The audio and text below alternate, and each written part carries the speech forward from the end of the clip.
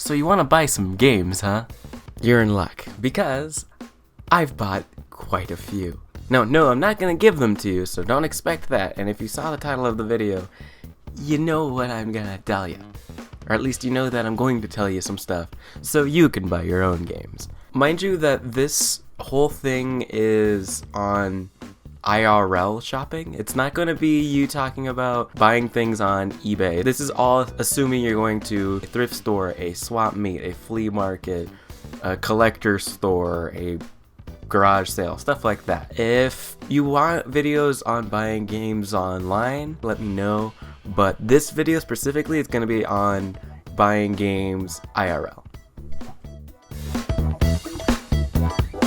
It's somewhere in the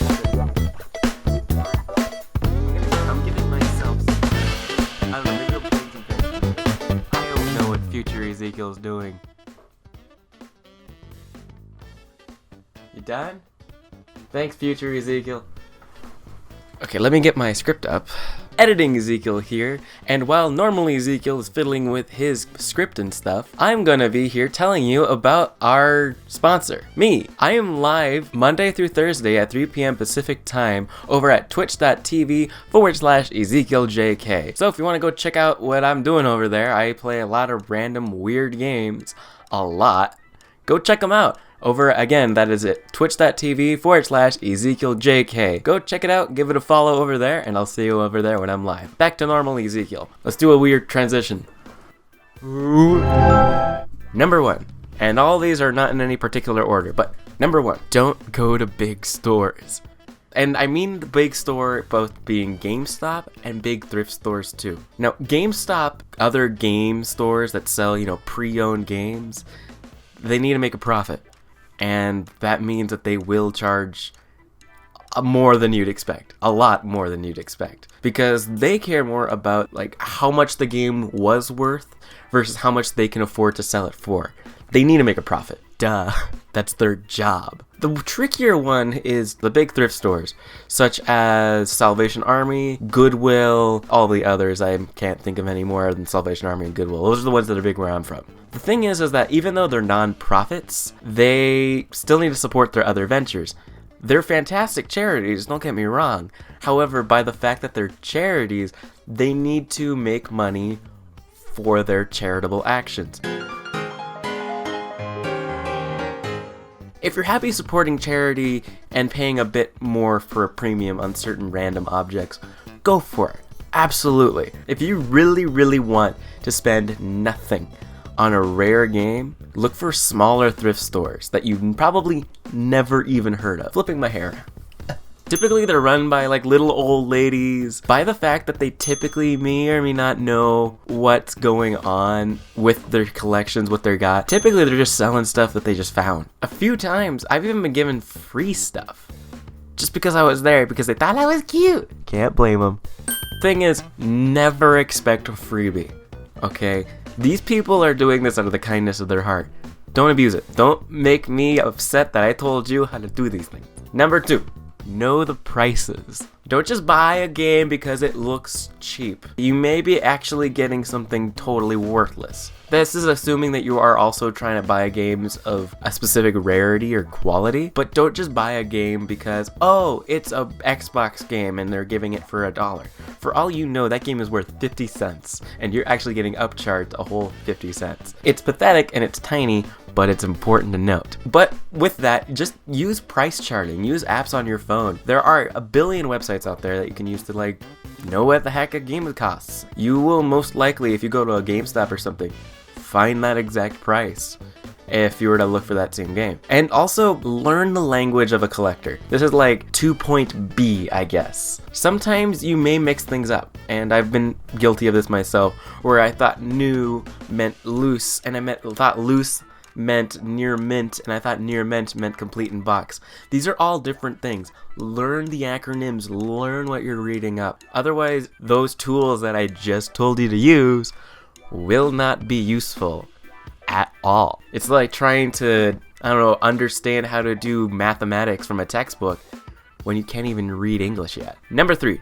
Know your own collection. Keep a list of your games, dude. It's not that hard. Or better yet, just play them. You will most likely remember the games you own and whether or not they're any good yet by just playing them every so often. What's the point of having a collection if you're not enjoying them, right? And we'll get to that later down the list. There's more I want to talk about that. Just keep a list if you have a huge collection.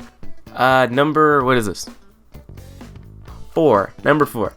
If it's too good to be true, it's actually probably great. This all means in person and at thrift stores and flea markets. See, the thing is that, like I was saying earlier, it's very common to find people that have no idea that they're selling something really rare. Like, I've bought a 32X for the Sega Genesis, the 32X add-on, for $3. $3 because the person didn't know what it was. Mind you, I didn't know the price of it yet. So again, listen to price charting every so often. I ain't playing.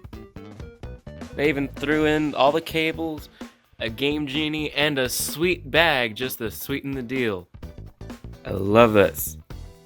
Also, there's Lewis. It's very, very common for people to just accidentally price things wrong. You can come out with a steal. That said, be nice. If someone's selling something way too low, way below the average price that it's usually for, slip them an extra $1 or $2 and tell them why. It's not fair for somebody who understands price charting and how to understand an old video game price and take advantage of somebody who just doesn't know. So be nice. You don't have to go over the top and, give them $20 billion for stuff, but just give them a $1 or $2. It's really generous and it gives a better look to people who are collecting video games. 1, 2, 3, 4. Number 5. Learn about games. Knowing the impact and meaning behind certain games will actually do wonders for you to, get interested in just what you have or something new altogether.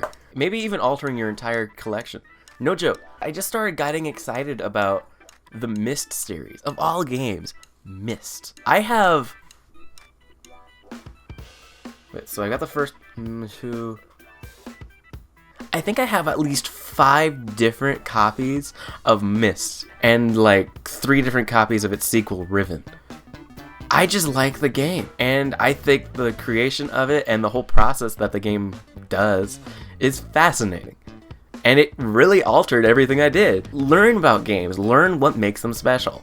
Learn what you think is interesting about games. Why would you be collecting them if you didn't think they were cool, right? I need to keep a track of the numbers here. Number 6. Buy what makes you happy. Not some guy on YouTube. Just because I love Riven doesn't mean you should. If you think it's boring as all get out, get out. If anyone tells you your collection sucks, tell them to shove it. Because you're freaking special, dang it. Your collection is your collection. If you think that you want to have every copy of every NHL game from now till Kingdom Come, do it. Go for it. I encourage you. But don't just buy a game because somebody said you needed to have it. Don't do that. You're only going to be bored and you're going to hate your life and you're going to be broke. Buy what makes you happy. If humongous entertainment games are your deal, buy them. If you don't care about Nintendo games whatsoever, don't. You buy games because you think they're neat. Don't buy games because some other guy told you to. Awesome. Just to recap, here's a list.